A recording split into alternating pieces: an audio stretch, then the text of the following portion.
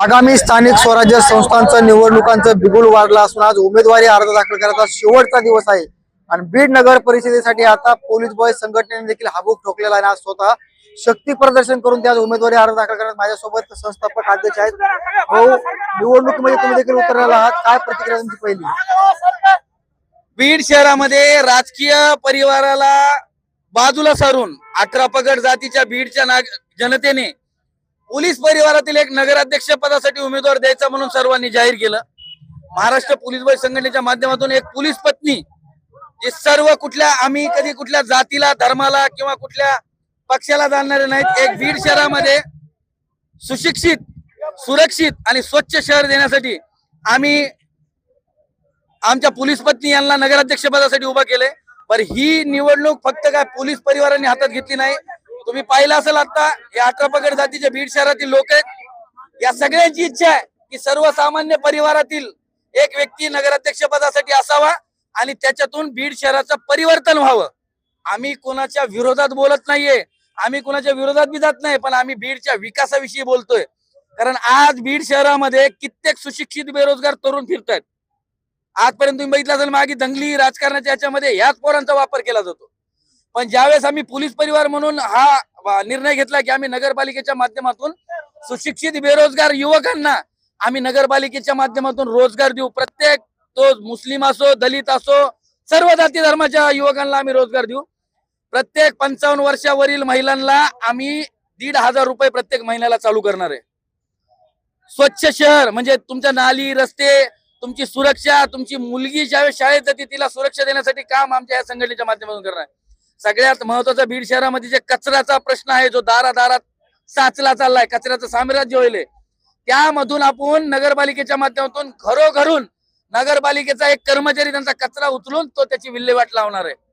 दुसरी गोष्ट, जे पण मुस्लिम समाज, दलित समाज, मराठा समाज, ब्राह्मण समाज, मारवाडी समाज, जे पण 18 पगड जाती त्या प्रत्येकाला आम्ही समाज मंदिर देणार आहे. प्रत्येक व्यक्तीला जो रोजगार, जो एखादा व्यावसायिक उद्योगधंदा करतोय त्यांना आम्ही नगरपालिकेच्या माध्यमातून व्यवसाय करण्यासाठी भांडवल देणार आहेत. मात्र तुम्ही पहिल्यांदा निवडणुकीच्या रिंगणात उतरलेला आहात. देवेंद्र फडणवीस तुमचे चांगले संबंध आहेत. नुसतं तुम्ही नगराध्यक्ष पदाचा उमेदवार लढवणार आहात की सगळ्या जागा लढवणार आहात? आम्ही सध्याच्या परिस्थितीमध्ये नगराध्यक्ष पदासाठी उमेदवार दिला आहे, फक्त नगराध्यक्ष लढवणार आहोत.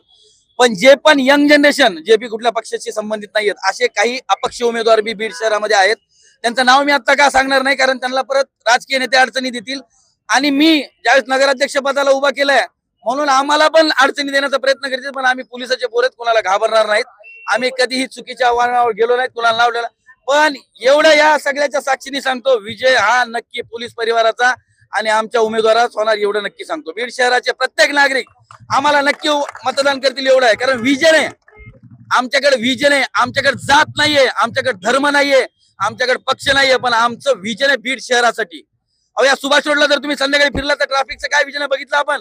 यांना आम्ही सुसज्ज अशी पार्किंग देणार आहे. शहंशावली दर्गा, कंकालेश्वर मंदिर, डॉक्टर बाबासाहेब आंबेडकरांचे स्मारक, या सगळ्यांना छत्रपती शिवाजी महाराजांच्या तिथलं जे शिवसृष्टी, अशा प्रत्येक महापुरुषांचं जे पण आहे आम्ही ते सुशोभीकरण करणार आहे. आणि या बाबासाहेबांच्या पायथ्याशी आपण उभा आहेत, या बाबासाहेबांच्या पुतळ्याची उंची आम्ही वाढवणार का, ही उंची कमी आहे. आणि लोकशाहीर अण्णाभाऊ साठे यांचा पुतळा आहे, हा आम्ही पूर्णाकृती पुतळा उभा करणार आहोत. आणि ज्या ज्या महापुरुषांचे पुतळे हे शहरामध्ये नाहीत तिथं तिथं आम्ही ते पुतळे उभा करून सर्व धर्म समभाव म्हणून आम्ही असं करणार आहोत. काय आव्हान आहे निवडणुकीमध्ये? आव्हान काय? आव्हान एवढंच असणार आहे, जातीपाती आणि राजकारणी पैशाच्या मागे जाऊ नका, विकासाच्या मागे जा. आमच्याकडे आला तर तुमचा पोरगा हा जेलमध्ये नाही, हा पोलीस झालेला दिसेल, कारण त्याला पोलीस भरतीचं प्रशिक्षण देऊन आम्ही त्याला त्याच्या पायावर उभा करतो. तुमचा पोरगा कधी बस फोडताना किंवा रस्त्यामध्ये दंगली करताना दिसणार नाही. तुमचा पोरगा एखाद्या ऑफिसमध्ये शर्ट इन करून त्याच्या स्वतःचा रोजगार निर्मिती करण्यासाठी हा उपयोग आम्ही नगरपालिकेच्या माध्यमातून. त्यामुळे माझी सर्व जाती धर्माच्या मतदाराला विनंती आहे, तुम्हाला मैं मुसलमान हूं, मैं मराठा हूं, मैं आमका हूं, मैं ढमका हूं, आपल्या नेत्याला मतदान करा म्हणून खूप सारे नेते येतील. आणि मी चॅलेंज के साथ सांगतो, आजपर्यंत ज्या ज्या जातीच्या ज्या ज्या समाजाच्या नेत्यांनी तुमच्या कुठल्या पोराला नोकरी लावली, कुठे रोजगार दिला मला दाखवा. आणि जर दिला असेल तर तुम्ही त्याच नेत्याच्या मागे जा. आजपर्यंत मी विजन देतोय, आमच्याकडे सुरक्षा आणि स्वच्छता कायद्याचं ज्ञान आणि आमची मुलं आणि आमची यंग जनरेशन हे सगळे पाठीशी राहतील असं आव्हान करतो. महाराष्ट्र पोलीस नक्कीच आज पोलीस बळ संघटनेने करत अर्ज भरण्यात येत असल्याचं राहुल